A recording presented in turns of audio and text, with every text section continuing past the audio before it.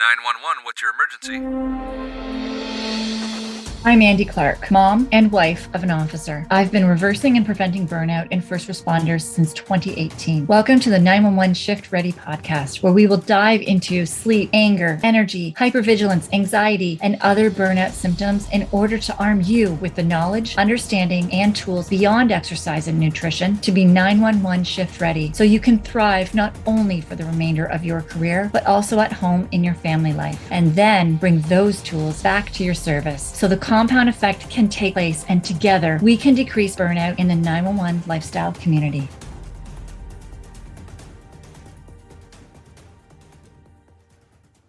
Today, we're going to do things a little bit differently, and we are going to break down a book by Lieutenant Colonel Dave Grossman. We're going to be breaking down his book called On Combat. Now, this book fascinates me every time that I go through it. I find such amazing information out of it. And the one thing that stands out with this book, and the reason we're going to be focusing on it today, is that it dives into the physical symptoms that occur in your body in combat. And the stressors in a 911 life are very different from that of a civilian's. And as a result, the physical things that you will experience under stress can be very different from what civilians experience. And because these physical symptoms are not talked about, and so much focus is placed on the mental effects of stress, you are often left thinking when these physical symptoms do start popping up in you that you have a mental health condition, when a lot of what may be happening to you is quote unquote normal in your line of work. And without further ado, let's dive in. Research shows that if you have a load in your lower intestines during a highly stressful survival situation, it's going to go. Your body says, bladder control? I don't think so. Sphincter control? We don't need no stinking sphincter control. What do you do if that happens? You keep on fighting. If you have dealt with injured people as a medic, police officer, or firefighter, you know that a significant number urinate or defecate themselves.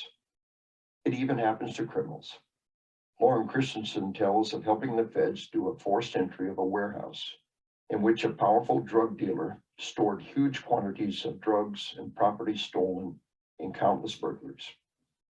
The drug dealer was a large, boisterous man with a history of violence on his comrades and law enforcement officers.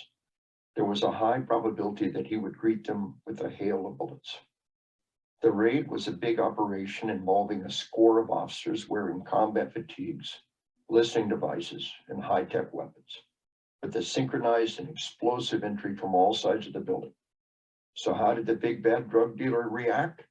When the cops crashed through the doors, yelling and pointing their weapons, he froze, cupped his hands on the side of his face, and squealed like a little girl as a wet spot spread rapidly across the front of his slacks. This is a normal stress response. Let's call it a redirection of the assets. The same thing happens to people in combat. But while a teacher can freely admit it and even joke about it, as in our mouse story, most warriors cannot. They are too macho, believing that such things just do not happen to them. Wouldn't it? So this dives into the gut and its relation in stress. And this is one thing that when I am working with all of you first responders, that quite often is one of the most surprising symptoms that you all do experience. So let's dive into why this is happening first. So with gut issues, anytime you're in a stressed state, when you are going to a call, it does not matter if the call is cleared before you get there. Your body still had to go into a stressed state. You may be also in a stressed state from the admin at work. You have to prepare as well for anything that may happen on shift. So your entire shift, you could be in a stressed state. If you can't turn it off ever, you are in a stressed state, regardless if you're on that hot call or not. And when you're in that stress state, your body is sitting there and thinking that you are in a major hot priority call. And what happens is you don't really need to stop and have poop. You don't need to, like, your colon doesn't need to be working. Your gut doesn't need to be doing its thing either. So your stomach acids slow down and your colon slows down. And this can end up where, when you are in that high stressed state, you can soil yourself. You can drop a load without even realizing it, because that's your body. Your body has actually relaxed those systems. They've reduced the amount of energy you're giving to those systems because you really don't need them to fight or to flee.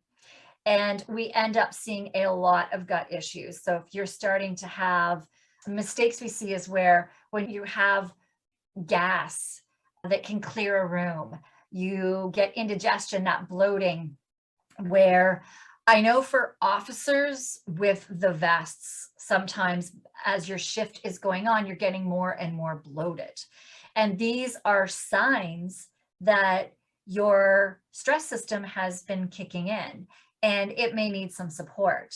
So when you're having diarrhea, constipation, IBS issues, quite often that is a common occurrence. And it is, when you do have long-term stress, it really does become a part of that. So not realizing that this is a stress symptom, it's not a mental thing, this is your body actually preparing to fight or flee, then you're better able to start then diving in to figure out the tools on how to combat that. And so this dives into a story about during 911. And let's listen to this next one that will give you a little bit more of an insight into how this does affect first responders. A few months after the September 11th, 2001 attacks, I had the privilege of training a group of federal agents. One of them had been at the World Trade Center during the attack. He came up to me after I had taught about loss of bowel and bladder control and said, "Thank you. Now I understand what happened to me." Then he told me his story. He and the other agents in his office were able to evacuate the building after the hijacked airplane had hit it. They were wearing their tactical gear and assisting local police when the first building began to come down. At first, they didn't know what to do. And then they realized that they had better, as he put it, run like hell. He said that a black cloud of smoke and dust enveloped them and darkened the sky. He couldn't breathe and was losing consciousness. Then the cloud passed and he turned around and went back in to help. Then the second building began to collapse. I found myself admiring his ability to find humor in the situations. He said, "By now, we'd gotten to be experts at falling buildings, and we knew exactly what to do. We turned and ran like hell." Again, a black cloud enveloped him and darkened the sky. And again, he thought he was dying as he began to lose consciousness. But when the cloud passed, he once again turned around and headed back in. A few hours later, as he was climbing through the rubble, someone tapped him on the shoulder and said, "I'm your relief." And he was directed back to a cleanup point in a gym. "The thing that I always wondered about," he said, "was why everyone there had crapped themselves, except me. Now I understand. You said if there's a load in the lower intestines, it's going to go. Just before those bastards hit our building, I had taken a really good morning visit to the bathroom." Probably no event in human history has been reported and studied more than the 9/11 attacks. And yet almost no one knows that, apparently, most of the survivors lost bowel and bladder control. Does this diminish their courage? Not in the least. But if it ever happens to us, it would be good to know that it is perfectly normal. It is time to cut through the baloney and learn what really happens in combat, so that a generation of warriors is raised to be mentally and emotionally prepared to go into this toxic realm. As we shall see, loss of bowel and bladder control is only the tip of the iceberg when we examine what really happens in combat. So let's just repeat what he just said. We need to cut through the baloney and learn what really happens in combat so that a generation of warriors is raised to be mentally and emotionally prepared to go into this toxic realm. As we shall see, loss of bowel control is only the tip of the iceberg when we examine what really happens in combat.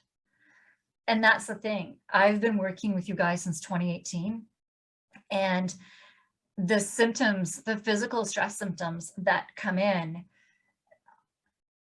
most are unaware. Pretty much all of them are unaware of all of the stress symptoms that they are experiencing. They didn't realize that they were stress symptoms. The anger, short fuse, the loss of bowels, diarrhea, constipation, all the gut issues, indigestion, the amount of first responders that come to us that are taking proton pump inhibitors and acids when their doctor never ever even tested them to see if their stomach acids were high.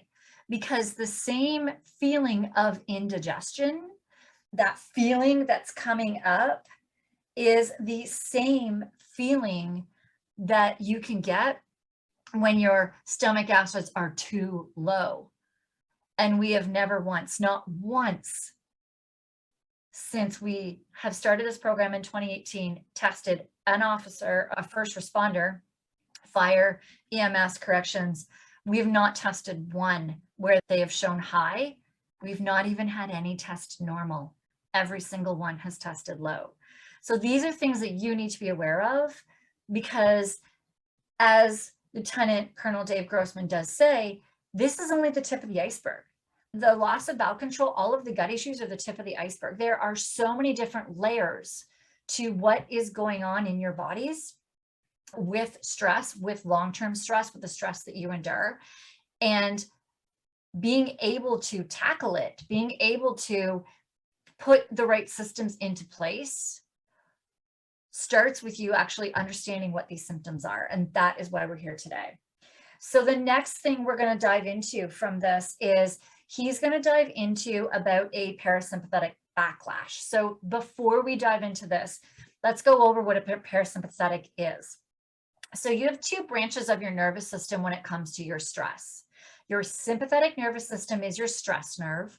Your parasympathetic nervous system is your resting nerve. And the thing is you need both. The sympathetic nerve is the one that gets you in that hypervigilant state. It's the one that is keeping you high alert. It's the one that allows you that focus and all of the adrenaline pumping out that you need when you need to be alert to stay safe on the job. But then after that, what's supposed to happen is your parasympathetic nervous system is supposed to kick in and relax you. But sometimes it's very, very offset and you get this like crash after. And that's what we are going to be diving. So when he talks about the parasympathetic backlash, that is when the parasympathetic nervous system like kicks in high gear and you can't help but fall asleep after a trauma. Parasympathetic backlash. The body shuts down for maintenance. Taken from a correspondence to Colonel Grossman. I was part of an arrest team of 7 veteran drug agents. We were doing hotel by bus, where our informant inside a hotel room would order up several pounds of drugs. And when the bad guy showed up, we would watch the deal go down via video camera from an adjoining room. To watch the actions go down in front of you, and just watching and waiting for the bus signals, all the time looking and listening to your target, raised our stress to the point of almost being able to touch it. After the first deal was made and the arrest signal was given, we made entry from the adjacent room and arrested 4 suspects and seized 2 pounds of methamphetamine. As we were taking the suspects out into the parking lot, a car pulled up, driven by an associate of our bad guys. When he backed up and headed for the exit, some of the officers ran after him, and I ran to cut him off. The car changed paths and headed straight at me. I noticed the backdrop for my shot, thinking I was going to have to kill the driver, but my teammates were in the line of fire. I jumped out of the way and the car passed right where I had been standing. I jumped into a car and we began a chase, eventually finding the car in a church lot. As I drove to it, I began to get the shakes. No problem, as I knew that would happen. By the time we searched the church, I figure I had experienced 3 or 4 adrenaline rushes. On the way back to the hotel, I felt very carsick, dizzy, and I had a terrible headache. I knew it was a backlash from the activities, so I began tactical breathing. That helped for a while with the headache and dizziness, but I was still very tired and had a hard time staying awake. What bothered me the most was I knew what was going on and why, but I couldn't stop. So understanding that backlash is where you have so many stresses over and over and over in your day, going to different calls and they're cleared. When you are on specialized tactical units, I mean, we have an episode that has come out, which was with one of the guys from tactical unit that we work with in our program, and call outs 2 a.m, having to do warrants, arrests, like all of the things that are going on. When you don't know how to be switching yourself in and out of those stress states, then you are constantly dumping adrenaline into your body. And the thing though, is that that is quite different for those who are in combat and in war, and police officers, fire, EMS, when you are on a call, because quite often those calls are very, very quick. So here is Lieutenant Dave Grossman breaking that down for you. It can be a different story for police officers and other warriors who are not in sustained combat. When the average law enforcement officer gets into a gunfight, he often has trouble sleeping that night. Why did those infantry soldiers in Korea have trouble staying awake at noon? But the average law enforcement officer after a gunfight cannot get to sleep. The difference is what has happened to the adrenaline dump in the combatants' bodies. The soldiers went through 6 hours of grueling combat where they burned up every drop of adrenaline in their bodies. The police officer had the same adrenaline dump flooding through his body, but his combat event took only a few trigger pulls to resolve, leaving him with adrenaline still surging through his body. For the officer to sleep, he must first come down from his adrenaline rush. Have you ever sat on the edge of your bed at night with your mind spinning, your heart pounding, and your body raring to go? That is what residual adrenaline does to you. So with that, we can talk as well about fire. In that fire, depending on the fire call as well, it can be a really long call. For police as well, when we were going through the protests, those were long hours. We had the trucker protests too. The thing is that some of it is stop and start. It's not continual as fighting a fire would be. So you get these dumps of adrenaline and you haven't been able to actually use that adrenaline. So we get into that aspect of it. I mean, my husband says that he never ever goes to a call, or every call that he does go to, he considers that it's as if it has a gun. Even if it seems like the most benign, boring call, you never know. Those are the ones that can sometimes turn on a dime. And the ones that may sound like they are the most hostile may be cleared by the time you get there. So you never know, and you do always have to be on high alert. For EMS as well, I mean, while you're tending to somebody that needs you, then you also have to be on alert for the crowd. You don't know what the crowd's going to do and how they're going to react, especially family members or somebody close to the victim, all kinds of stuff. So you have to be on such high alert all the time and be around, but you're doing this for shift after shift after shift for your entire career. And so what happens is at the start of your shift, at the start of your career, we say this kind of happens like what he's explaining here of these dumps. These happen in the first like 5 years or so of your career. But after that, especially after having kids, once you have kids as well, that's another hit, and your sleep totally goes down the drain as well for the first few years, at least. And your brain starts because you have all of these adrenaline dumps, and your body has to keep cleaning it up. So you're dumping it, clean it up, dumping it, clean it up, because you're not getting rid of it. Over time, your brain says, what the heck is happening? This is absolutely ridiculous. We need to start turning down the amount of adrenaline that we're pumping out. It's cortisol that they're pumping out and stuff. It needs to start turning that down, which is also your energy hormone. So what we find is what Lieutenant Colonel Dave Grossman is speaking of is what a lot of responders experience in the first 5 years or so. Some of them can get up to 10 years, depending on the service, depending on how it is. But I mean, like in a large city where you're having calls back to back, 24 hours with mess and fire, and you do have calls all through the night, like high call volumes. What we find is all of these adrenaline dumps, it hits you earlier into your career where they don't start hitting you anymore. You don't get as many of those dumps. Or we find that at home is where you're absolutely drained. You don't even have the energy at home, but you can on a call if you really needed it. The thing is, some have told me that if they have to turn it on fast, they can't. If they know their lights and sirens going to a call, they can build it up as they're going to the call.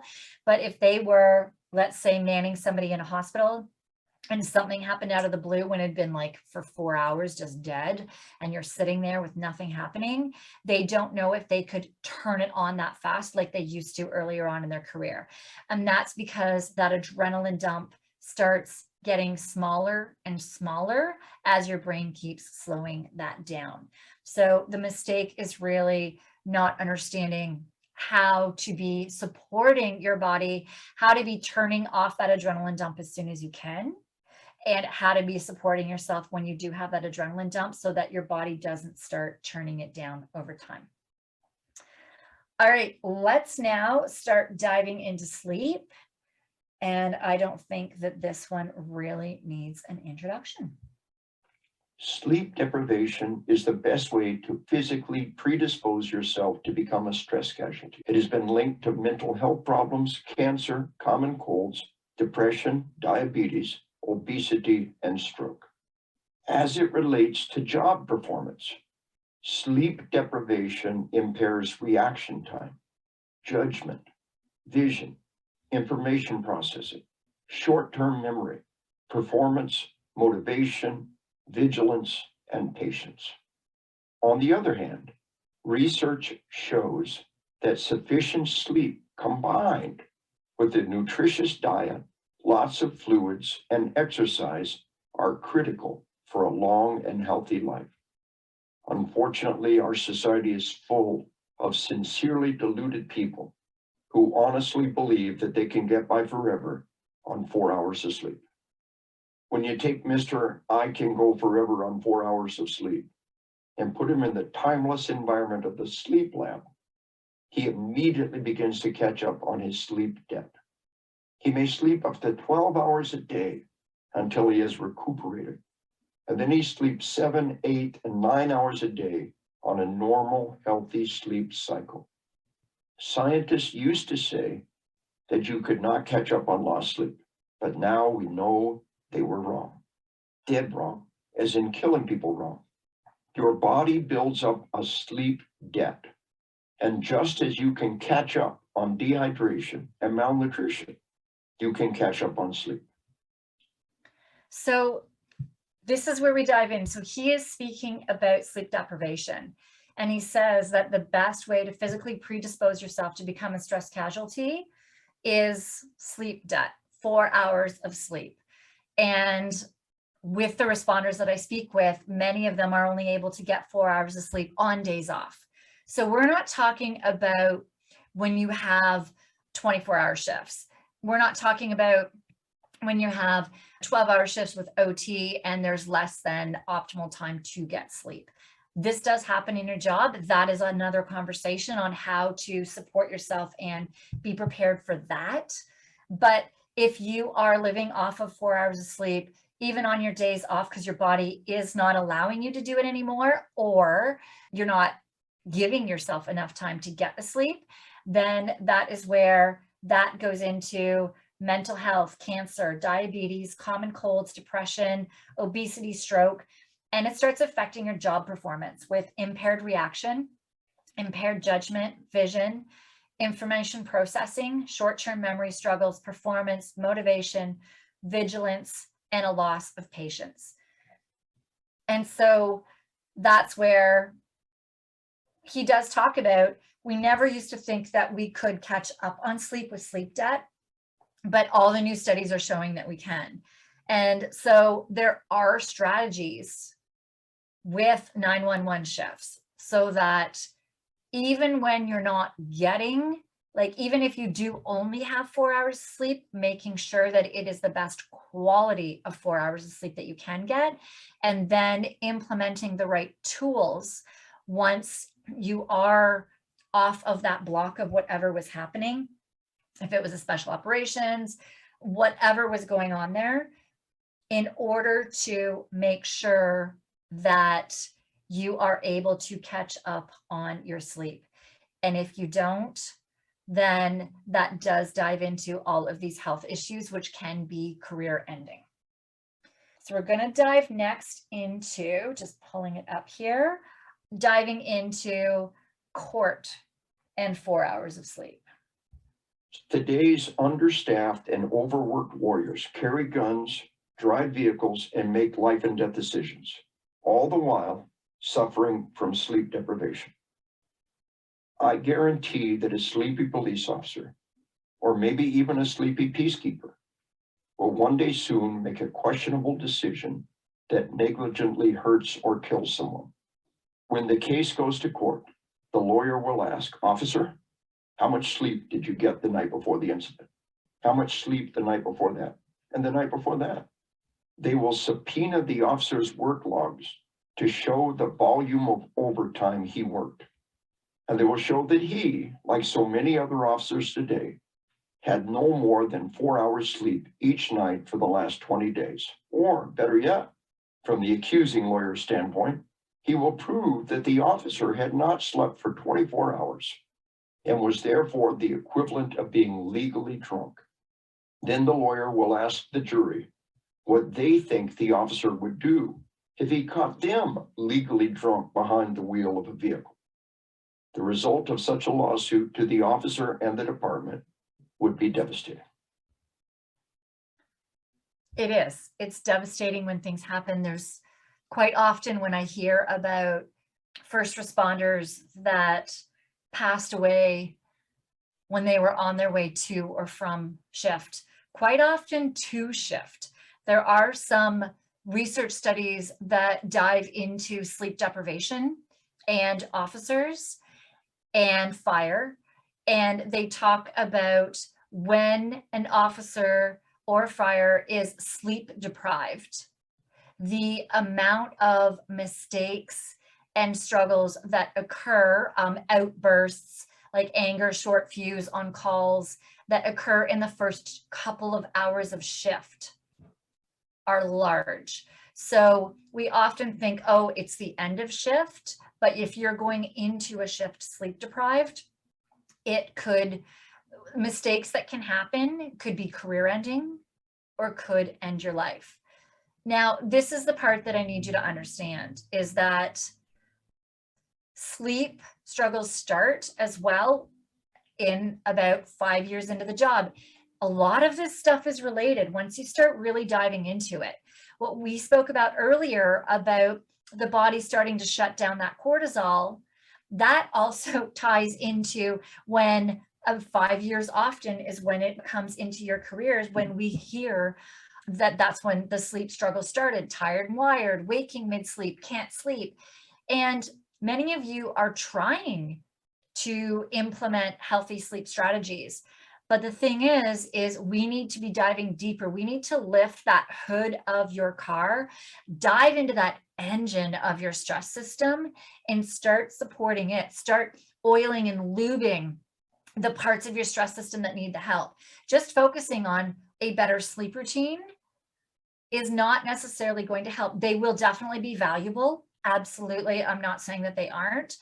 But when you are solely focusing on strategies for sleep, sleep pills, sleep aids, anything to try to get you to sleep, and everything that you're researching is sleep, sleep, sleep, of what can I do, routines for sleep, and you're not actually diving into the stress system, diving into that cortisol, diving into the adrenaline dump, diving into the parasympathetic nervous system and the stress nerve, the sympathetic nerve.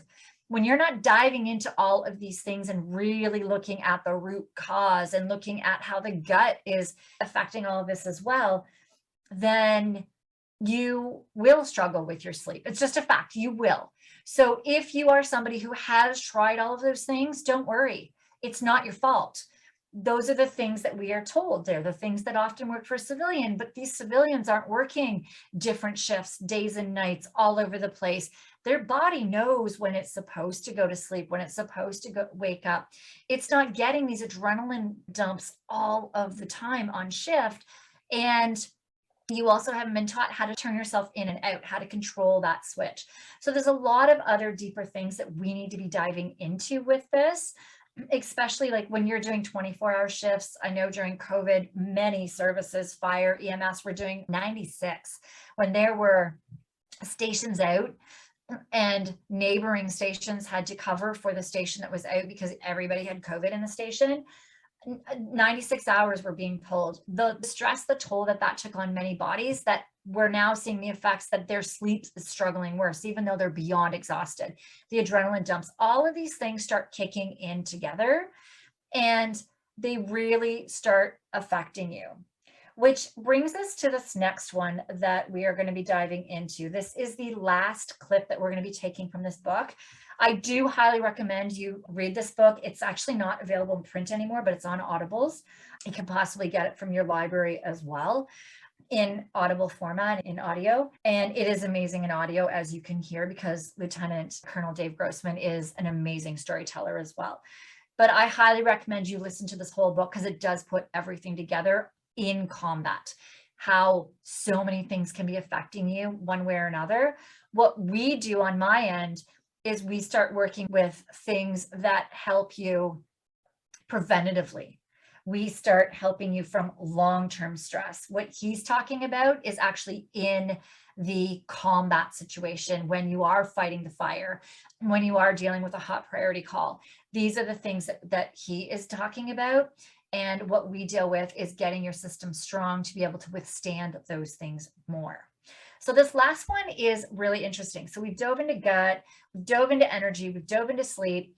This is where sound and hearing can change. And some of the things too, yes, you know, you're chatting with your spouse and they give you a to-do list, you're talking about things to do, and you leave the room and you're blank on what you were even supposed to do. What was that task? What was the honey-do list just asked of you?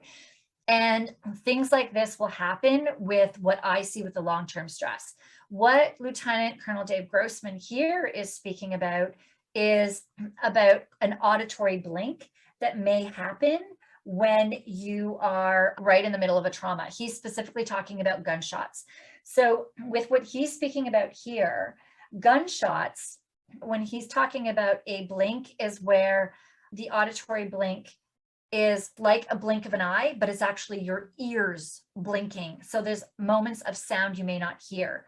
So some may be where you don't hear your gunshot, but you hear your colleagues' gunshots. Some are where you don't hear the gunshots at all, but you hear like the bullets drop. I'm not using the right technology. Please don't hold me on this one, but you hear certain sounds around you. We'll just say it with that. And you may hear all sounds around you, or it may just go completely quiet. All of these things are normal, and that's what he's going to dive into right now. And a state trooper said, "Now I understand what happened. It was so embarrassing. I never told anyone about it. My partner and I were on a one-car roadblock. A guy blows the roadblock at 100 miles an hour. We both fire one shot as we leap out of the way. I called the sergeant and said, 'Sarge, he's blown the roadblock.' And the sergeant tells us to pursue him. I said, 'Sarge, we can't pursue, honest. Our guns just went pop. We thought there was something wrong with our ammo. We actually took a pencil and ran it down the barrel of our weapons because we were afraid there might be a bullet lodged there. How many warriors across the generations have fired their weapons and failed to continue fighting because they thought there was something wrong with their weapons when they could not hear the shots? In this case, there was nothing wrong with their ammunition or their weapons, but there was definitely something wrong with their training. We have gone through centuries of the gunpowder era, and we are just now informing our warriors that their shots might get quiet in combat. As I collect data from literally thousands of warriors about their combat experiences, this auditory exclusion effect is the single most common occurrence. So this is such a common occurrence. And if we dive down, we break into it, the body, how it reacts to stress. This isn't a mental health issue. This is your body's reaction. Your body has these automatic reactions that it elicits when you are in a stress state for different reasons. Soiling yourself, your ears shutting off, sleep getting disrupted, gut issues, so many different things that we see in first responders where they start thinking that what is happening is a mental health issue when there's that fine line where you may be struggling with past traumas that have occurred on the job. And I am not taking anything away from that, but understand that a lot of what you're experiencing, PTSD, no PTSD. We see this in guys with PTSD, and we see it in guys without PTSD who do not have a PTSD diagnosis and have actually gone to check because of symptoms that they were experiencing. And once we start looking into the physical stress symptoms that their body has just been telling them, you're on high alert, you're hypervigilant now, you can't shut it off. They cannot shut off that sympathetic nerve system. That sympathetic nerve becomes so friggin' strong that they can't turn it off. And that means that the body systems are all turning on 24/7 that only need to be turned on when you need to be in a hypervigilant state on call, when you need to be on high alert, when you need to be in order to make sure that your surroundings are safe, to make sure that you are watching everything around you and can react super fast. And so when you're yelling at your kids, when you're just all of a sudden calm around your kids and yelling instantly, that is your body being in that sympathetic state. That is your body telling you that you are not able to shut it off. And we work with guys that have been struggling as well in PTSD treatments because they can't shut it off.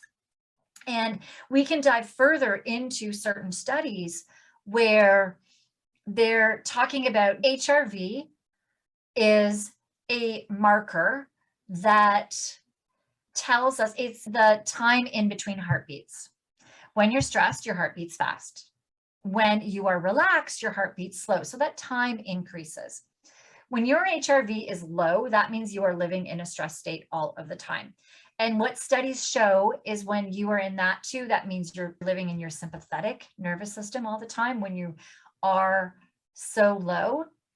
And the thing is that studies show that it is really hard to make it through therapy, to get through therapy sessions and therapy treatments when your HRV is so low. So what we have found is once we are able to start getting you to be able to switch out of that I'm always on state, be able to start controlling that switch to turn it into hypervigilance when you need it and off when you don't, that is when they start making headway in their PTSD treatments.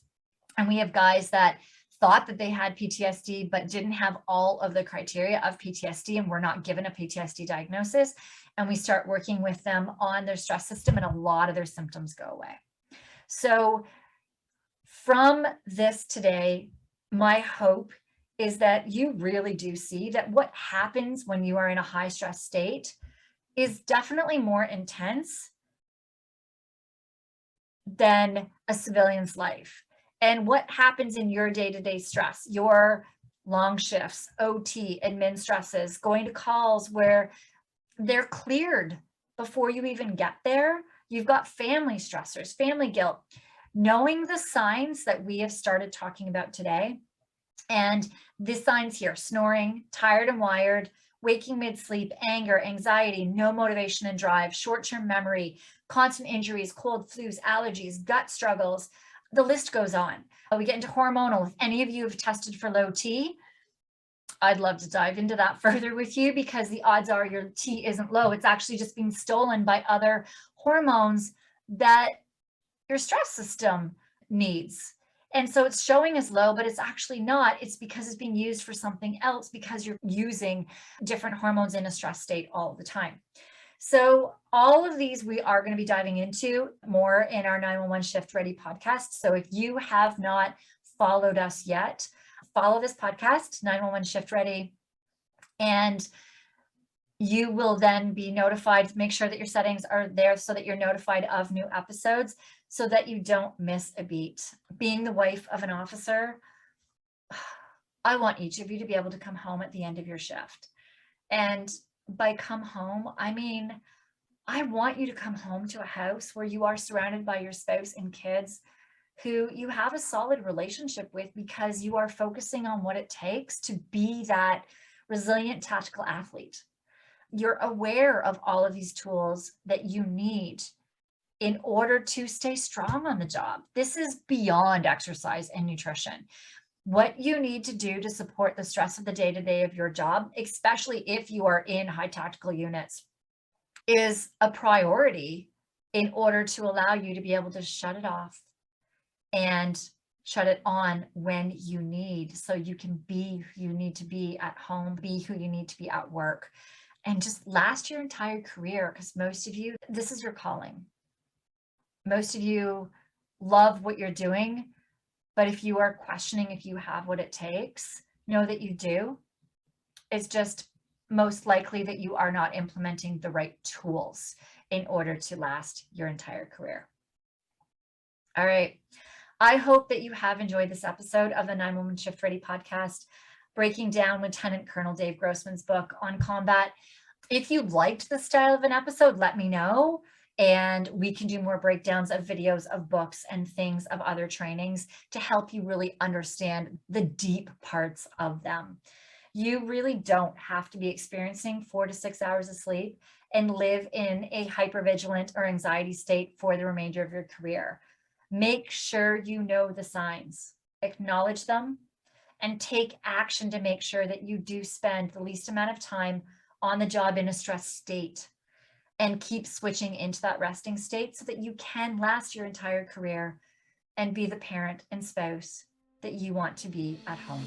I hope you have found value in today's episode. Don't forget to like and share this episode so it's shown to more first responders, and subscribe to this podcast so you don't miss future episodes. Go to our website, 911shiftready.com. If you would like to work with us, learn more about our 911 lifestyle program, gain access to our free training, join our mailing list, or find our social media channels. That's 911shiftready.com.